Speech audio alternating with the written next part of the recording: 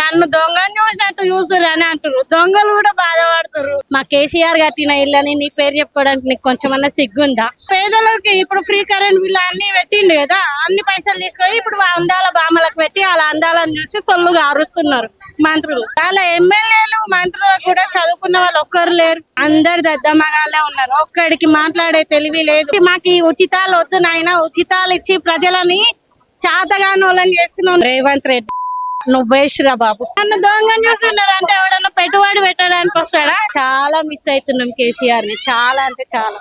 కేసీఆర్ అంటే మాకు ఒక ఎమోషన్ అంటే కేసీఆర్.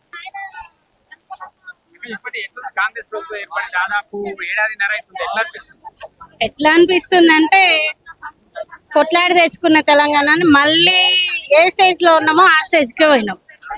అట్లే ఉంది. ఏం పాలిస్తున్నాడు? ఏముంది? ఏమి లేదు.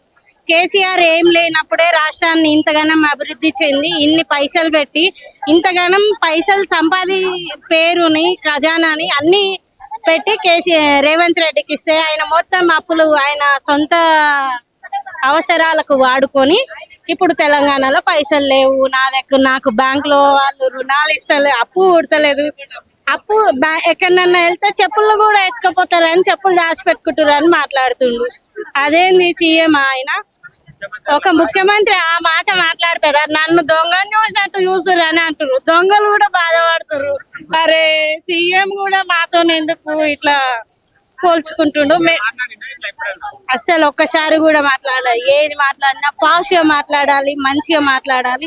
మన మాటలతోని మన రాష్ట్రానికి పెట్టుబడి తెచ్చుకునే విధంగా మాట్లాడాలి. కానీ నన్ను దొంగని చూస్తున్నారు అంటే ఎవడన్నా పెట్టుబడి పెట్టడానికి వస్తాడా?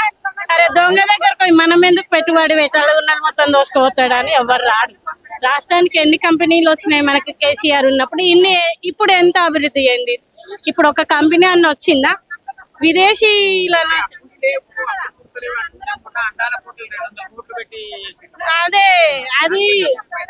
అదే పేదలకి ఇప్పుడు ఫ్రీ కరెంట్ బిల్ అన్ని పెట్టిండు కదా, అన్ని పైసలు తీసుకొని ఇప్పుడు అందాల బామలకు పెట్టి అలా అందాలను చూసి సొల్లుగా అరుస్తున్నారు మంత్రులు.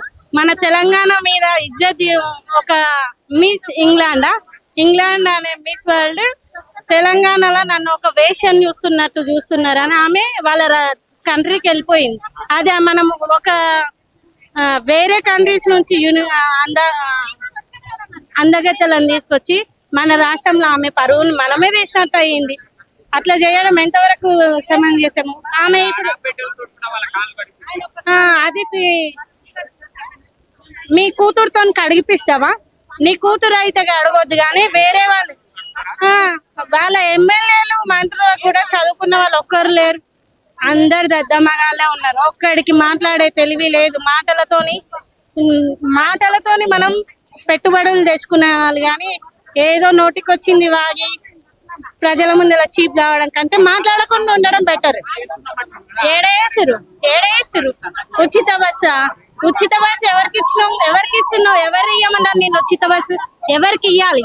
నువ్వు ఖాళీగా తిరిగేటోళ్ళకి ఉచిత బస్సు ఇచ్చి అవసరం లేదు. నువ్వు కాలేజీ స్టూడెంట్స్ కి, ముసలి వాళ్ళకి, అలాంటి వాళ్ళకి పెట్టు ఉచిత బస్సు పెట్టి రాష్ట్ర ఆదాయాన్ని మొత్తం గండి కొడుతున్నావు. రాష్ట్ర ఆదాయాన్ని ఆర్టీసీని కూడా నష్టాలలో పెట్టినావు. అందరికి అప్పుల పాలు చేసి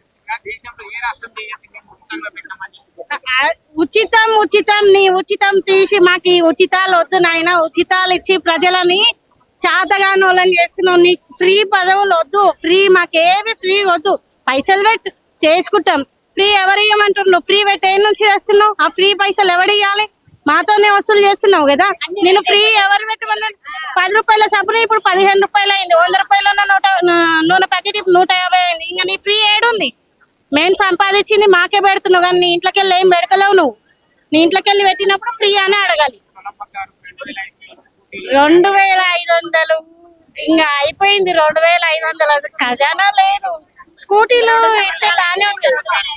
మా కేసీఆర్ 1,00,000 రూపాయలు అన్ని ఇచ్చింది, కానీ నువ్వు తులం బంగారు కూడా ఇవ్వలేవు. నీ దగ్గర ఖజానా లేదంటున్నావు, నువ్వే ఒప్పుకుంటున్నావు. నా దగ్గర పైసలు లేవు, నన్ను అడగకండి. నేను మొత్తం సంపాదించింది మొత్తం తీసుకుపోయి రాహుల్ గాంధీ చేతిలో పెడతా. ఢిల్లీలో రాహుల్ గాంధీ, సోనియా గాంధీ వాళ్ళ కాళ్ళు మొక్కుతా, కానీ తెలంగాణలో నేనే.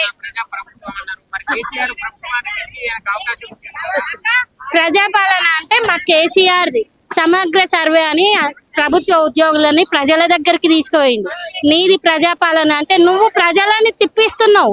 ప్రజాపాలన దరఖాస్తులని 6 గ్యారెంటీలు పెట్టించినావు. 6 గ్యారెంటీలు పెట్టించి ఇప్పుడు డబుల్ బెడ్రూమ్ కి మళ్ళీ అప్లికేషన్స్ తీసుకుంటున్నావు. ఎవరికి ఇస్తున్నారు? ఇందిరమ్మ ఇల్లు ఎవరు కట్టిరు? నువ్వు కట్టినవా? మా కేసీఆర్ కట్టిన ఇల్లని నీ పేరు చెప్పుకోవడానికి నీకు కొంచెమన్నా సిగ్గుందా? నువ్వు కట్టించి నేను ఇచ్చిన అని చెప్పు, అప్పుడు ఒప్పుకుంటాం. ఎవరో ఏడబ్బా కోటీశ్వర్లు కాదు కదా, మాకు లోన్స్ వస్తలేవు, ఏం వస్తలేవు. 0 పేమెంట్ అన్నావు, రుణాలు లేని వడ్డీ లేని రుణాలు అన్నావు. మేము లక్షకి ఇప్పుడు 20,000 ఇంట్రెస్ట్ కడుతున్నాం. నువ్వేమి ఇస్తున్నావు? వడ్డీ లేని రుణాలు ఇప్పి చాలా మిస్ అవుతున్నాం కేసీఆర్ ని. చాలా అంటే చాలా. కేసీఆర్ అంటే మాకు ఒక ఎమోషన్ అంటే కేసీఆర్. రేవంత్ రెడ్డి నువ్వు వేసిరా బాబు. ఖచ్చితంగా వస్తుంది. ఇప్పుడు ఈయన బై ఎలక్షన్ పెట్టమను, ఆన్ ది స్పాట్ కేసీఆర్ ని ఇట్లా గెలిపిస్తాం. చిన్న పిల్లలు కూడా కోరుకుంటారు కేసీఆర్ తాతను. విద్యాశాఖ మంత్రిని పెట్టలేకపోతున్నావు. దేనికి మంత్రులు లేరు? అంతమంది మంత్రులు ఎవరిచ్చిరు? ఆ నోటిఫికేషన్స్ ఎవరేసిరు నోటిఫికేషన్? నువ్వు వేసినావా? నువ్వు ఎవరికి ఎగ్జామ్ పెట్టినావు? నోటిఫికేషన్స్ వేసి ఎగ్జామ్ పెట్టి నేను ఇచ్చిన అని చెప్పుకుంటే కొంచెం బాగుంటది. వేరే వాళ్ళు చేసిందని నీ పేర్లు వేసుకోకు. నువ్వు కష్టపడి సంపాదించు, నువ్వు కూడా పేరు తెచ్చుకో. అస్సలు లేరు. నువ్వు కేసీఆర్ చేసినట్టు అభివృద్ధి చేయి. కేసీఆర్ నామరూపాలు లేకుండా చేస్తా అంటున్నావు. వచ్చిన అందగత్తెలకు అందరికి మొత్తం తెలంగాణలో కేసీఆర్ ఏమేం చేసిందో అవన్నీ చూపించినావు. నువ్వు చేసింది చూపి, కేసీఆర్ చేసింది చూపియకు. నువ్వేదో చేసి చూపించుకొని నీ మార్క్ ఏంటో నువ్వు చూపించుకో. కాంగ్రెస్ పార్టీ ఏమో తెలంగాణ మేము ఇచ్చిన సోనియా గాంధీ ఇచ్చిన కాంగ్రెస్ పార్టీకి ఉపయోగించుకుంటుంది. ఇక్కడ బీఆర్ఎస్ ఏమో కేసీఆర్ చావునోట్ల తలకాయ పెట్టి ఆమరణ నిరాహార చేసి తెలంగాణ ఇచ్చారు. కేసీఆర్ తెలంగాణ బాబు అని బీఆర్ఎస్ మళ్ళీ దాదాపు 1200 మంది ఆత్మబలిదానాలు ఏమైనా. కేసీఆర్ చావు నోట్ల ఒక వ్యక్తి ఉద్యమం చేస్తే తెలంగాణ ఇచ్చారు. మీరు సొంతంగా అయితే మీరైతే ఇవ్వలేరు కదా.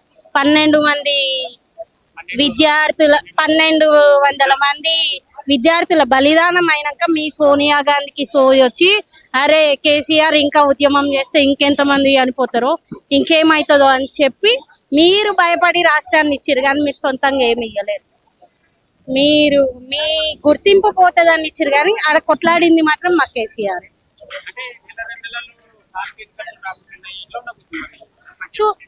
అర్థమవుతుంది రేవంత్ రెడ్డికి. అందుకనే ఇన్ని రోజులు ఆపిండు భయపడుతున్నాడు. ఇప్పుడు కూడా నోటిఫికేషన్ వేయడానికి కూడా భయపడుతున్నాడు. నేను గెలవనా అని అర్థం అయిపోయింది.